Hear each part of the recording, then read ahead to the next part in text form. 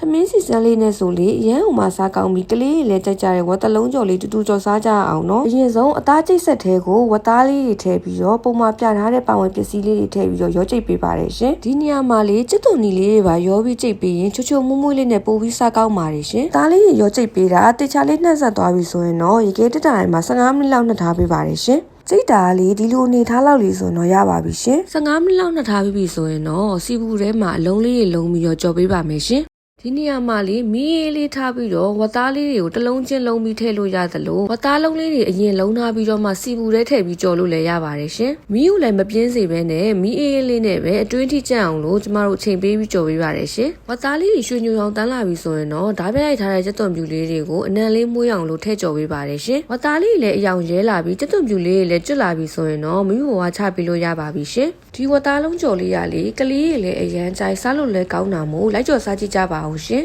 နောက်မှပြန်တွေ့ကြမယ် bye